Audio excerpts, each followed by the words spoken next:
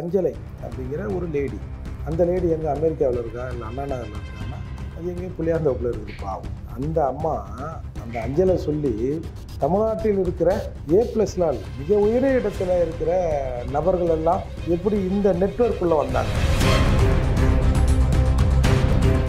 முன்னாடி இப்போது இருக்கிற முக்கிய புள்ளி அந்த அரசியல் தலையீடோ இல்லை திரும்பலியோ நெருங்கவே மாட்டாங்க அப்படின்றீங்களா? நெருங்குறது இல்லை, அவரை சொல்ல மாட்டாங்க.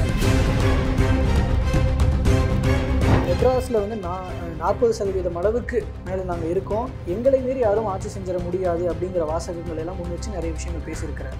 அந்த ஸ்பீச்சை எப்படி பார்க்குறீங்க? சிரிப்பு தான் வரும். 40% இன்னும் கொஞ்ச நாள் 4% மாறி எங்கே திரும்பினாலும் எங்கள் மக்களாக இருப்பான். இப்போ எங்கேயும் இல்லை. நாங்கள் இருந்த இடத்துலலாம் இப்போ நடப்பதற்கான பாதை, வாக்கிங் பாத் இல்லை கார் பார்க்கிங் அதெல்லாம் ஆகிப்போச்சு. இன்னுமா கதை விட்றீங்க? காலா படத்தில் ஒரு பிடி மண்ணை கூட நான் எடுக்க விட மாட்டேன்னு வசனம் பேசினா கை தட்டி காசு சம்பாதிக்கணும். ஆனால் மண்ணை பிடுங்குற போது எங்கடா போறீங்க? பாருங்க ஐயா, கொஞ்சம் கருணையோடு பாருங்க. ஐநாலாம் இப்படிலாம் சொல்லியிருக்கு, தீர்மானம்லாம் வந்து எவிக்ஷன்லாம் என்னென்ன ஃபாலோ பண்ணணும்னு சொல்லியிருக்கு. என்ன பாவம் பண்ணாங்க? நீர்நிலைன்னு சொல்கிறீங்க, அங்கே வீடு கட்டி வச்சுருக்கீங்க, அங்கே போனால் ஒரு ஃப்ளோரே முழுவுது. இல்லை, அதான் குரல் கொடுக்க வேண்டிய இடத்துல குரல் கொடுக்கல அப்படின்றீங்களா? இப்போ இந்த இடத்துல வந்து அப்போ பேசுகிற சினிமா வசனன்ற ரஞ்சித் பேரணியில் ஏற்பட்ட அந்த நிறைவேற்றப்பட்ட 7-8 தீர்மானங்கள் பேசப்படுகிறதா?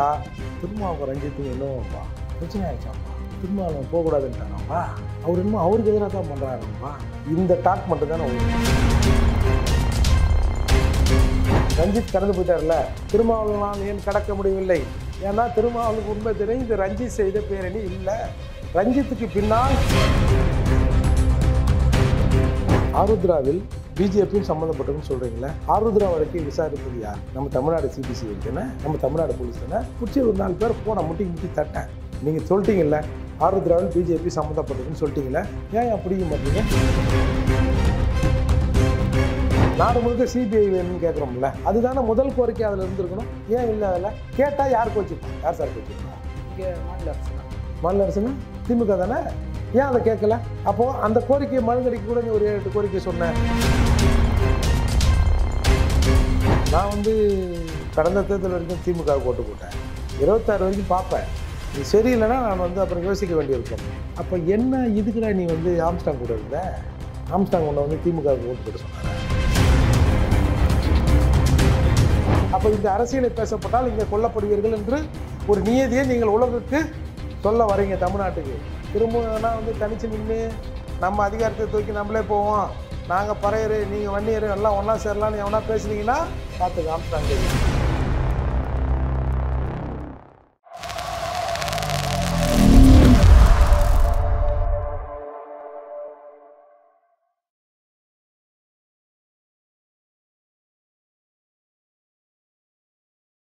தமிழர்கள் அனைவருக்கும் அன்பு வணக்கம்.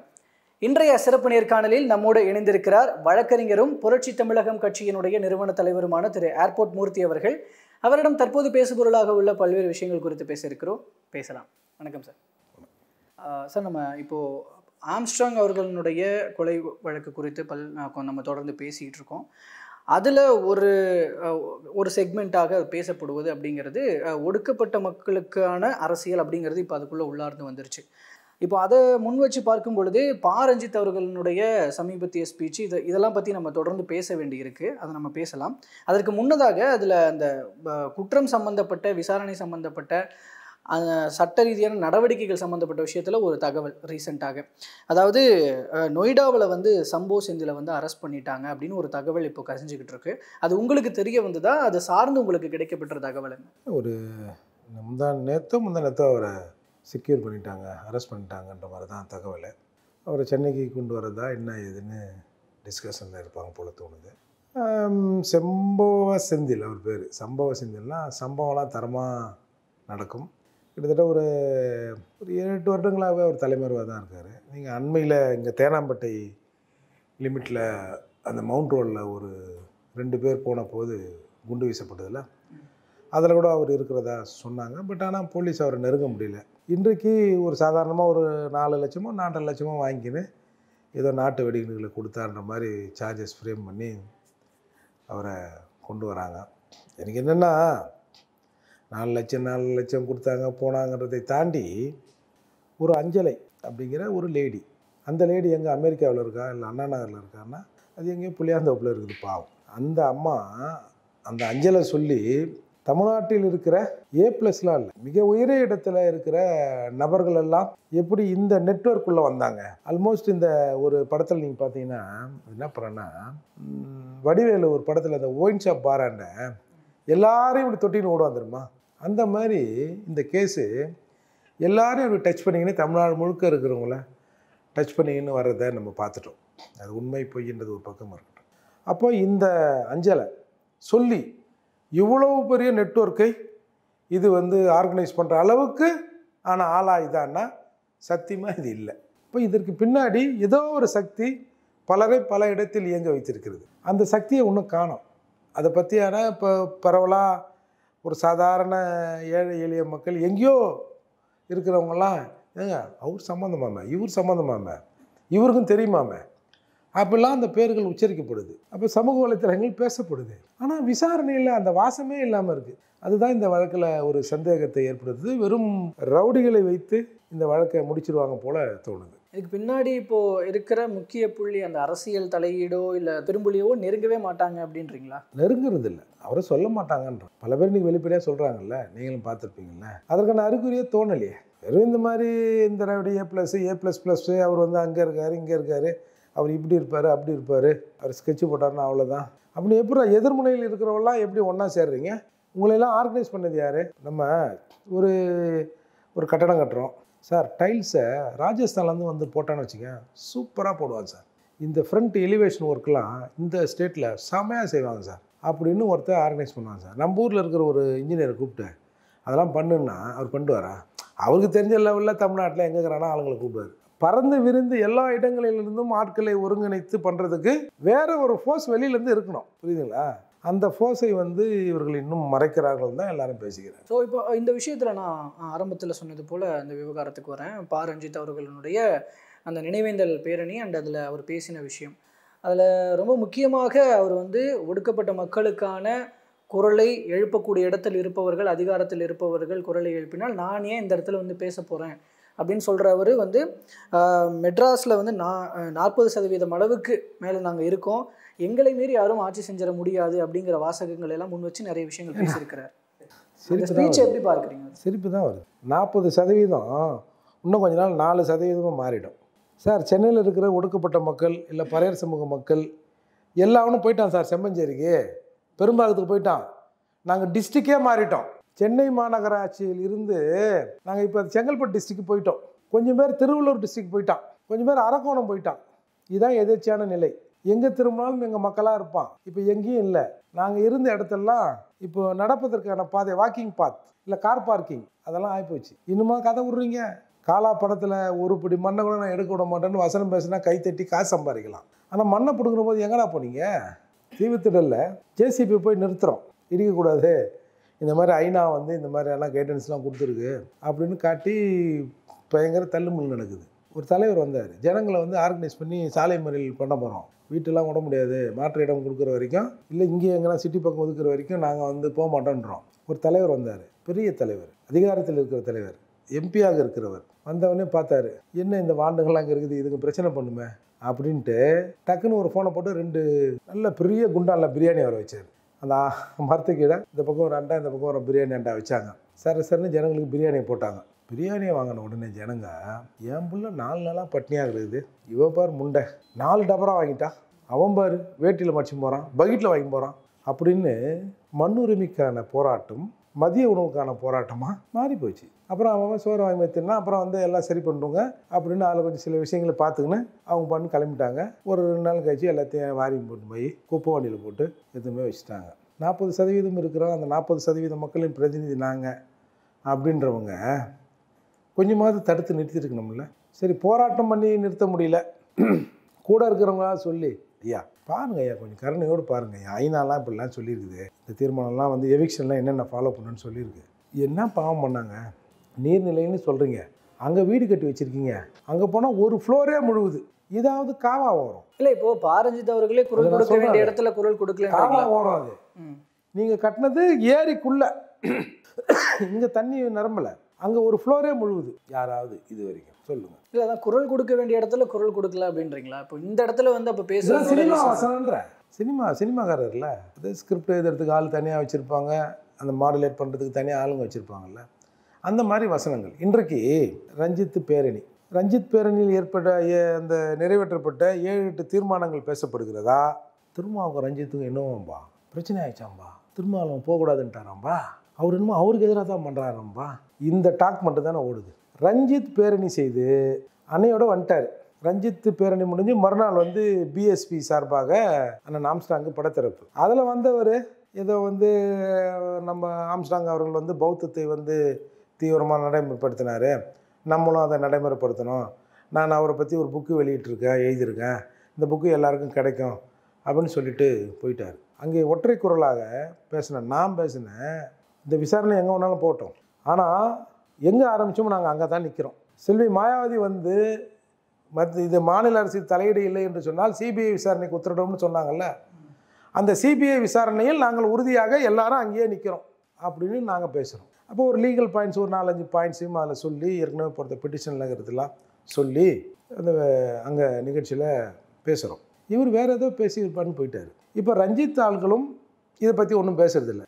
திருமாவளவனின் ஆட்கள் இன்னைய வரை ரஞ்சித் அப்படி இப்படி அதாச்சு இதாச்சு எங்களுக்கு எதிரான பண்ணுறாங்க, எங்கள் தலைவரை ஓரம் கட்டுறாங்க, எங்கள் தலைவர் மீது குறை சொல்வதற்கே வராங்க, அப்படி இப்படி ஏன் இன்னைய வரைக்கும் பேசுகிறாங்க?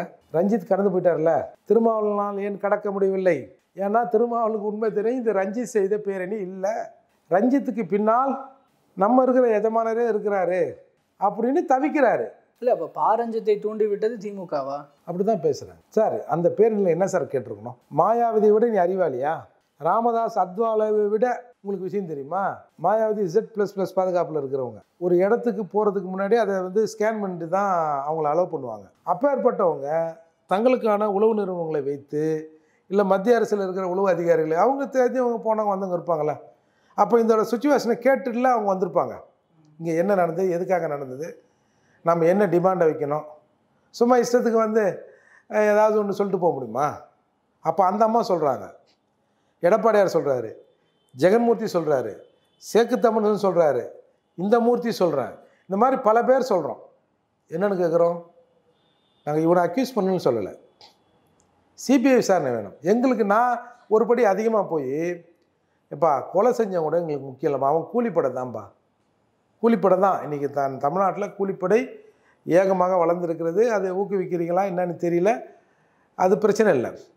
எதனால் இவர் கொல்ல ஏவப்பட்டார், அதில் எதனால் சித்தாந்தம் இருக்கா? ஏன்னா நீங்கள் முத நாளே இது வந்து அரசியல் படுகொலை இல்லைன்னு போலீஸ் சொல்லிடுச்சு.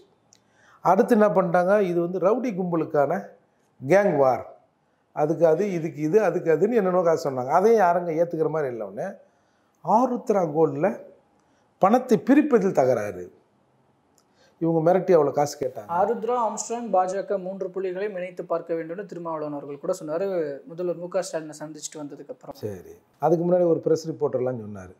அவர் ப்ரெஸ் ரிப்போர்ட்டர் எவ்வளோ கலெக்ஷன் ஆச்சு, எவ்வளோ அந்த ஏதோ ஒன்று அடிக்கட்டை இருக்குல்ல, பில்லு போட்டோம்னா அடிக்கட்டை இருக்குல்ல, அடிக்கட்டையை கவுண்ட் பண்ண மாதிரி இவ்வளோ காசு அதில் ஆச்சு, இவ்வளோ கேட்டாங்க, போனாங்க, வந்தாங்க. ஆம்ஸ்ட்ராங் கொலைக்கு வந்து 50 கோடி அட்வான்ஸ் கொடுக்கப்படுது, அவர் கூட எனக்கு தெரியும் அப்படிலாம் ஒருத்தர் பேசினார். நான் என்ன கேட்குறேன், ஆருத்ராவில் பிஜேபியும் சம்மந்தப்பட்டிருக்குன்னு சொல்கிறீங்களே, ஆருத்ரா வழக்கை விசாரிப்பது யார்? நம்ம தமிழ்நாடு சிபிசிஐடி தானே, நம்ம தமிழ்நாடு போலீஸ் தானே. பிடிச்சி ஒரு 4 பேர் போன முட்டி தட்டேன். நீங்கள் சொல்லிட்டீங்கல்ல ஆருத்ராவில் பிஜேபி சம்மந்தப்பட்டிருக்குன்னு சொல்லிட்டீங்களே, ஏன் பிடிக்க மாட்டீங்க? இதே திருமாவளவன் கூட கேட்குறேன், அவன் சம்மந்தப்பட்டாங்கன்னு சொல்லிட்டு உனக்கு தெரிஞ்சிருக்குல்லம்மா. அப்போ அந்த ஆளை சொல்லி வைப்பா, பிடிச்சி போடுங்கப்பா, இதான் நல்ல சந்தர்ப்பம். என்னென்ன திமிரு காட்டினீங்க, திமுகவே இல்லாமல் பண்ணிட்டு வந்தீங்க பாடுறா. அவங்க தமிழ்நாட்டில் பிஜேபியில் ஒருத்தங்க கூட இருக்க முடியாதா, பயந்து ஓடுற அளவுக்கு உங்களை பிடிச்சி உங்கள் நிற்கிற அவுக்குறேன்டா, பண்ணியிருக்க வேண்டியது தானே, ஏன் பண்ணலை? சிபிஐ விசாரணை பண்ணதுன்னா கூட சரி, அவங்கள காப்பாற்றுன்னு கூட நீங்கள் சொல்லுங்கள், உங்கள் போலீஸ் தானேப்பா, ஏன் பண்ணலை? 2 விஷயமா அதை பார்க்கலாம். ஒன்று, போலீஸ் ஏதோ இன்ஃப்ளூயன்ஸ் ஆகிடுச்சு, இல்லை ஆதாரம் கிடைக்கும். 2 விஷயம் தானே இருக்கணும். பதில் சொல்லுங்கள் பார்ப்போம். ஒன்று அது இல்லை அப்படின்னு கட்ட பஞ்சாயத்து, கட்ட பஞ்சாயத்து கதாநாயகர்கள் நீங்கள் தானையா அப்படின்னு அதையும் விட்டாங்க. அதுக்கப்புறம் என்னெல்லாம் பண்ணலான்னு சொல்லிட்டு இது வந்து ஸ்கிராப் பிஸ்னஸ். ஸ்கிராப் பிஸ்னஸ் வந்து அங்கே இருக்கிற எம்பி எம்எல்ஏக்களை தாண்டி ஒன்றும் பண்ண முடியாது. அப்போது அதுவும் ஃபெயிலியர் ஆகிப்போச்சு. இப்போது வெறும் ரவுடிகளை கணக்கு பண்ணுறாங்க. இவர் அவர் இவருன்னு நாளைக்கு இன்னொரு காரணம் கூட வரலாம். ஆனால் தமிழ்நாடு முழுக்க பேசப்படுகிற காரணங்கள் போலீஸ் காதுக்கு மட்டும் எப்படி கேட்க மாட்டேங்குதுன்னு தெரியல. இல்லை, இப்போ நீங்கள் இந்த விஷயத்தில் பாரஞ்சித்தினுடைய அந்த முன்னெடுப்பு அப்படின்றதுல பின்னாடி இப்போ திமுக இருக்குது அப்படின்றீங்க. பட் பாரஞ்சித் அவர்கள் அவருடைய ஸ்பீச்சில் திமுகவுக்கு அகேன்ஸ்டாகவும் அவருடைய ஸ்பீச்சஸ் இருந்திருக்கு. இப்போ நான் திமுகவுக்கு தான் ஓட்டு போட்டேன், பட் வந்து இந்த மாதிரி இதில் நடவடிக்கை வேணும், அது வந்து சரியில்லை, அந்த ரெக்வஸ்ட் கேட்குறதே இப்போ திமுக இப்போ அரசுக்கு எதிரான ஒரு விஷயம் தானே. நீங்கள் அதை கேளுங்க, உங்கள் உரிமை. அது நாடு முழுக்க சிபிஐ வேணும்னு கேட்குறோம்ல, அதுதானே முதல் கோரிக்கை அதில் இருந்திருக்கணும். ஏன் இல்லை? அதில் கேட்டால் யார் கோச்சிப்பா? யார் சார் கோச்சிப்பா? இங்கே மாநில அரசு தான். மாநில அரசுன்னா திமுக தானே. ஏன் அதை கேட்கல? அப்போது அந்த கோரிக்கையை மழுங்கடிக்க கூட நீ ஒரு 7-8 கோரிக்கை சொன்னேன். இன்னொன்று, நான் வந்து கடந்த தேர்தல் வரைக்கும் திமுகவுக்கு ஓட்டு போட்டேன். 26 வரைக்கும் பார்ப்பேன். நீ சரியில்லைன்னா நான் வந்து அப்புறம் யோசிக்க வேண்டியிருக்கும். அப்போ என்ன இதுக்குடா நீ வந்து ஆம்ஸ்டாங் கூட இருந்த? ஆம்ஸ்டாங் உன்னை வந்து திமுகவுக்கு ஓட்டு போட்டு சொன்னாரா? நான் வெளியில் வேறு மாதிரி பேசுவேன். ரஞ்சித்து, நீ அதெல்லாம் பெருசாக எடுத்துக்காத. நீ நம்ம ஆளுங்களை சொல்லி திமுக ஓட்டு போட்டு சொன்னார் சொல்லு அப்படின்னு சொன்னார்னு சொல்ல வரையா? அப்படி ஆம்ஸ்டாங் தெளிவாக சொல்கிறார், சித்தாந்தத்தை தெளிவாக சொல்கிறாரு. எங்கள் அப்பன் தாத்தெல்லாம் வந்து போய் குனிஞ்சி குறுக்கி இருந்தான், அது வேணான்னு சொல்லிட்டு தான், அந்த திமுக வேணான்னு சொல்லி தான் நாங்கள் வந்தோம். திரும்பவும் ஒரு பேண்ட் ஷர்ட் போட்டு பொக்கையோடு போய் அங்கே போய் குனிஞ்சி எங்களை திரும்ப விட்டுறாதீங்க அப்படின்னு ஆம்ஸ்டாங் ஒரு தெளிவான அரசியலை சொல்கிறார். வன்னியர்களும் பறையர்களும் பெரும்பான்மையாக வட மாநிலத்தில் இருக்கிறோம். நாங்கள் சேர்ந்தோம்னா வட மாவட்டங்களில் இருக்கிறோம். நாங்கள் சேர்ந்தால் நாங்கள் சொல்கிறவர் தான் அந்த ஆட்சி அதிகாரத்தை நோக்கி போக முடியும்லாம் தெளிவாக சொல்கிறார்ல. அப்போ அது யாருக்கு சொன்னார்? அவர் சோத்துக்கு வழி இல்லாதவனுக்கு சொன்னாரா? எல்லாருக்கும் தானே சொன்னார். நீ பிஎஸ்பிக்காரன் தானே சொல்கிற. பிஎஸ்பிக்கு தலைவராகிறாரு ரஞ்சித்துலாம் பேச்சு வந்ததில்ல. அப்போ நீ அதை கேட்கலையா? அப்போ நீ திமுகவின் ஆளாக தான் வந்து அண்ணன் ஆம்ஸ்டாங் கூட இருந்தியா அப்படின்னு ஒரு சந்தேகம் வருமா வராதா சார்? சார், ஆம்ஸ்டாங் கூட அண்ணன் கூட இருக்கிறவங்க யாராவது நாங்கள் இது வரைக்கும் திமுகவுக்கு தான் ஓட்டு போட்டோம் அப்படின்னு யாராவது சொல்லி நீங்கள் கேள்விப்பட்டிருக்கீங்களா சார்? கொஞ்சம் ஓட்டு தான் பிஎஸ்பி வாங்கியிருக்குன்னு வச்சுங்க. இல்லை நான் கட்சியில் இருக்கேன், ஆனால் நான் திமுக தான் ஓட்டு போடுன்னு யாராவது சொல்லியிருக்கேன். நீ எப்படி சொல்கிற? அப்போ நீ யாரோட ஆள்? அப்போ திமுகவின் ஸ்லீப்பர்ஸ் இல்லை நீ அப்படின்ற ஒரு கேள்வி இயல்பாக வருதா இல்லையா? இன்றைக்கி ரஞ்சித் சிபிஐ விசாரணை கேட்டிருந்தாருன்னா அந்த கோரிக்கை இன்றைக்கி பலமாக பேசப்பட்டிருக்கும்ல. ஏன் நீ கேட்கல? சிபிஐ விசாரணை வேண்டான்னு சொல்கிறவங்களாம் யார்? தீர்மா, செல்வ பெருந்தகை, அப்புறம் இன்னும் 2-3 பேர். ஆள் அட்ரஸ் இல்லாதவங்க, மெயினானவங்க இவங்க தான். எப்போதும் போது நம்ம போலீஸ் நல்லா தான் விசாரிக்குது சார். நம்ம போலீஸ் நல்லா கூட விசாரிட்டோம் சார். எங்களுக்கு தேவை அந்த சித்தாந்த காரணம், கொலையாளி இல்லை. கொலை செய்ததுக்கான நோக்கம் என்னன்னு எங்களுக்கு தெரிஞ்சாகணும். அப்போ இந்த அரசியலை பேசப்பட்டால் இங்கே கொல்லப்படுவீர்கள் என்று ஒரு நியதியை நீங்கள் உலகுக்கு சொல்ல வரீங்க தமிழ்நாட்டுக்கு.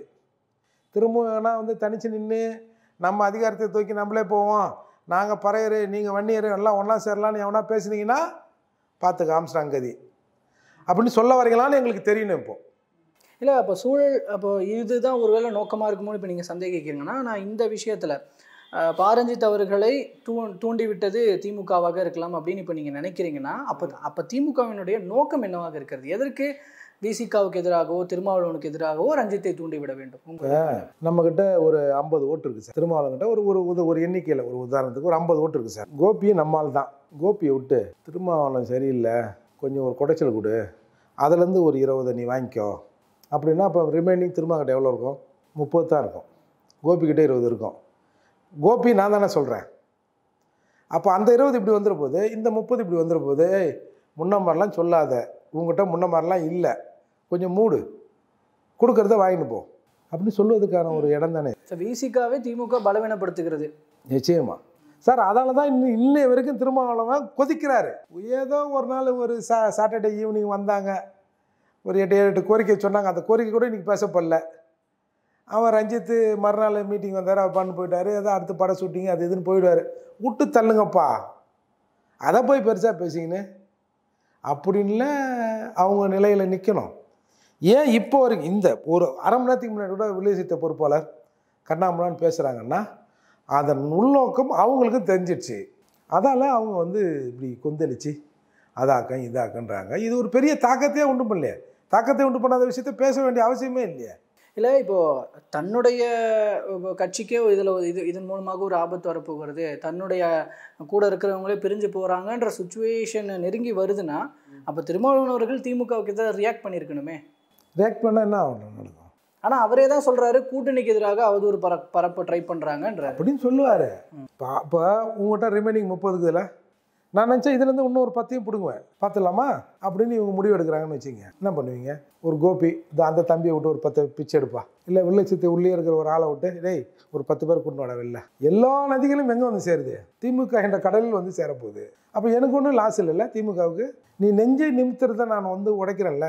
பெரிய கட்சிகள் என்ன நினைக்கிறார்களோ அதை செய்ய வேண்டிய கட்டாயத்தில் நாங்கள் இருக்கிறோம். 2 சின்னம் போன தடவை வந்து எஜமா வந்து ஒன்று வந்து பானை கொடுத்தாரு, ஒன்று உதயசூரியன் கொடுத்தாரு.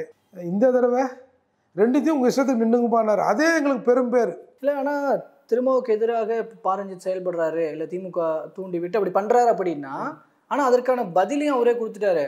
திருமாவுக்கு எதிரானவர்கள் நாங்கள் எல்லாம் அண்ணன் உங்களை நாங்கள் கைவிட மாட்டோம் அப்படிங்கிறது தானே சொல்கிறாரு. அதை மட்டும் சும்மா மேம்போக்காக கடந்து போயிட முடியுமா என்ன? ஆமாம், திமுக நாங்கள் உங்களுக்கு எதிரானவங்க இல்லைண்ணே, 2 பேருக்கும் எஜமா ஒன்று தானே, அப்படி பாருங்களேன். அதை ஒரு கூட்டணியில் இருப்போம் அதனால் கைவிட மாட்டோம்ன்றாரா? பட் உங்கள் கூட இல்லை அப்படின்றாரா? ஆமாம், நாங்கள் தனினே, நம்ம போகிற இடம் ஒன்று தானே, அப்படி எடுத்துங்களா அதை. அதாவதுங்க வெரி சிம்பிள். பேரணி முடிஞ்சு எல்லாம் அமைதியாகி போய் சார், ஒரு பேரணி அவ்வளோ பெரிய தாக்கத்தை தமிழகத்தில் உண்டு பண்ணிச்சா? வந்தாங்க ஒரு 4 நடிகர்கள் வந்தாங்க, ஒரு 4 பேர் மேடை ஏறி பேசினாங்க, அவங்க போயிட்டாங்க. ரஞ்சித்தே அதை விட்டார். ஏன் திருமாவளவன் இன்னும் கரிசி கொட்டுனுக்கிறாரு அவங்க ஆளுங்கள்லாம்?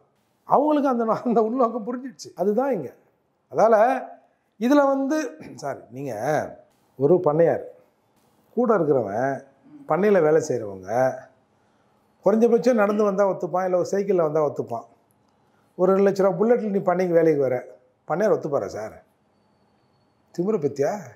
ஏன்னா புல்லட்டில் இப்படி குனிஞ்சு உட்கார முடியாது, நிமிந்து தானே உட்கார முடியும். நிமிந்து உட்காந்து வரதை பற்றியா அப்படின்னு எண்ணம் இருக்குமா இருக்காதா? அதுதான் சார் இது இயல்பாக நடக்கிறது தானே இது. இப்போ இவங்களுக்கு ஒன்றும் கட்சிகளை உடைக்கிறதுக்கு திமுகவுக்கு யாராவது கிளாஸ் எடுக்கணும், டியூஷன் எடுக்கிற அவசியம் இல்லைல்ல. தமிழ்நாட்டில் பல கட்சிகளை உருவாக்கியது திமுக தானே. ஆரியம் மட்டும் டிவைட் அண்ட் ரூல் இல்லை, திராவிடம் அதற்கு மேல். தமிழ்நாட்டில் இருக்கிற ஆரியம் எந்த கட்சியாவது உடைச்சி பார்த்துருக்கீங்களா? நான் ஒரு 50 லிஸ்ட்டை சொல்லுவேன். 50 கட்சிகள் தமிழகத்தில் உருவாவதற்கு என் தானை தலைவர் கருணாநிதி தான் காரணம். 2 பேர் வந்தாங்கன்னா செட் ஆகலைன்னா போகும்போது ஒருத்தனை அப்படியே கையை பிடிச்சி உட்கார வச்சுப்பாங்க. இப்போ இவருக்கு ஒரு இயக்கம்னு வந்துடும். அந்த நெருக்கடி தான். சார் இந்த சூழலுக்கு நடுவில் சார் கிட்டத்தட்ட இதே அரசியல் விவகாரங்களை மையப்படுத்தி இன்னொரு பக்கம் பார்த்தீங்கன்னா சீமான் அவர்கள் திருமாவளவனுக்கு எதிராக ஒரு கேள்வியை முன்வைக்கிறார். திருமாவளவன் அவர்கள் வந்து பொது தொகுதியில் நின்று ஜெயிக்க வேண்டியதானே அப்படிங்கிற ஒரு கேள்வியை வைக்கிறார். அதுக்கு திருமாவளவன் அவர்கள் சீமான் அப்படி சொல்கிறதுக்குள்ள ஒரு சாதிய பார்வை இருக்கிறது, கண்ணோட்டம் இருக்கிறது அப்படின்னு சொல்லி அதற்கு ஒரு பதிலடியாக இவர் சொல்கிறார். ஸோ இந்த விஷயத்தில் சீமான் வெர்சஸ் திருமாவளவன் இந்த கருத்து முதல்ல எப்படி பார்க்க? அதாவது இது இங்கே பல பேருக்கு புரியல. நீ வந்து ஒரு பொது தொகுதி வாங்கி நிற்க வேண்டியதானே அப்படின்னா அதில் 2 திருமாவளவனே சொல்கிறாரு. சீமான் வந்து ஒரு சாதிய கண்ணோட்டம் அவருக்கு என்னன்னா, நீ பொது தலைவர்னு சொல்கிறல்ல, ஒரு பொது தொகுதி வாங்கி நீ ஜெயிச்சு காட்டுறேன் பார்ப்போம். நீ போய் ரிசர்வ் தொகுதியில் நின்னா தான் அங்கே பெரும்பான்மையாக இருக்கிற உங்கள் மக்கள் உனக்கு ஓட்டு போடுவாங்க. அதை இந்த ஒரு படத்தில் வருமே, சுப்பிரமணியன் உன்னை யாரா கூப்பிட்றாங்களா, என்னெல்லாம் சப்பானின்னு தான் கூப்பிட்றாங்கன்ற கதை தான் இது. அப்போது நீ என்ன தான் வந்து நான் வந்து உலகத்தமிழருக்கு தலைவர்னாலும் நீ அந்த சமூகத்துக்கான ஆளாக தான் இந்த சமூகம் பார்க்குது அப்படின்னு என்னை வந்து ஒரு சாதிய கண்ணோட்டத்தோடு சொல்கிறாரு அப்படின்னு சொல்கிறாரு. சரி, இப்போ நீங்கள் உடனே திருப்பூர் பொது தொகுதி, நாகப்பட்டினம் பொது தொகுதி அப்படின்னு இவங்க ஒரு லிஸ்ட்டை விடுறாங்க. கடந்த காலங்களில் விசிக பொது தொகுதியில் நின்றுருக்குன்றாரு சார். இப்போ திருப்பூர் பொது தொகுதி யார் நிற்கலாம்? எல்லாருமே நிற்கலாம். ஈவன் பட்டியல் சமூகம் உட்பட எல்லாரும் நிற்கலாம். இப்போது செய்யூர் தனி தொகுதி, அங்கே யார் நிற்கலாம்? பட்டியல் சமூகம் மட்டும்தான் நிற்கலாம். நான் பொதுவான தலைவர், நான் உலகத்தமிழர்கள் தலைவர்னா திருப்பூரூரில் பொது தொகுதி வாங்கி ஒரு எஸ்சியை நிப்பாட்டிருக்கணும். நம்மலாம் பொதுவானவங்க, நான் வந்து உலகத்தமிழர்களின் தலைவன், நான் வந்து சாதி பார்க்குறதில்ல. நான் என்றைக்காவது வந்து இது வந்து பறையருக்கான கட்சின்னு சொன்னேன்னா, நான் ஏற்கனவே சொல்லியிருக்கிறேன், இது வந்து பறையன்னு பார்த்து என் பின்னாடி எவனும் வந்துடாதீங்க அப்படின்னு சொல்லியிருக்கேன். அதுக்கு அடுத்தாப்புல எவனாவது ஊருக்குள்ளே பறையர் சங்கம் அது இதுன்னு வந்தான்னா, பறையருக்குன்னு பேரில் வந்தான்னா அந்த நாய்களை செருப்பால் அடிங்கன்னு கூட சொல்லியிருக்கிறேன். அப்போ நான் வந்து பறையர்லாம் பார்க்குறதில்ல. நீங்கள் எப்படி பறையனை வந்து ஒரு மாதிரியா பார்க்கலாம், அதே மாதிரி தான் நானும் பார்க்குறேன் அப்படின்னு அந்த பொது தொகுதியில் ஒரு எஸ்சியை நிற்க வச்சுருக்கணும் அப்படின்ற அர்த்தத்தெல்லாம் அவர் பேசியிருப்பார்னு நான் பார்க்குறேன். இப்போ ஜெயலலிதா அம்மையா நிற்க வச்சாங்க சார், எல்லாருக்கும் தெரிஞ்ச தலித் எம்எல்ஏ திருச்சியில் நிற்க வச்சாங்க. பல்லாவரத்தில் தன்சிங்னு ஒருத்தர், அது வந்து பல்லாவரம் நகராட்சி இருந்தபோது தன்சிங் நிற்க வைக்கிறாங்க ஒரு பறையரை. அதுக்கப்புறம் பல்லாவரம் வந்து தொகுதியாக மாறுது, சட்டமன்ற தொகுதியாக மாறுது. பொது தொகுதியில் திரும்பவும் அந்த அம்மா அவரை நிற்க வச்சாங்க. அதுதான் சமூக நீதி. எஸ்சி தொகுதியில் நீ இல்லைன்னா நான் இன்னொரு எஸ்சி நிற்க தானே போகிறான் சார், அந்த தொகுதியில் நிற்கிறதுக்கு ஆள் இல்லை, நாங்கள் பிசிலேருந்து நின்றுக்கிறோம், சட்டத்தில் இடம் இல்லை. அதன் அடிப்படையில் அவர் சொன்னார், நீ வந்து ஏன் நீங்களே தானே சொல்கிறீங்க, நாங்கள் வந்து ஒரு பொது தொகுதி கேட்டால் ஏப்பா நீ எல்லாம் பொது தொகுதி ஆசைப்படலாமான்னு கலைஞர் கேட்டார் அப்படின்லாம் சொல்கிறாங்கல்ல. இப்போ கடந்த தேர்தலில் கூட ஒரே ஒரு பொது தொகுதி வந்து வாங்கி அதை என்னவோ பண்ணி ஒருத்தர்கிட்ட கொடுக்கணும்னு பார்த்தாங்க, நடக்கலைல்ல.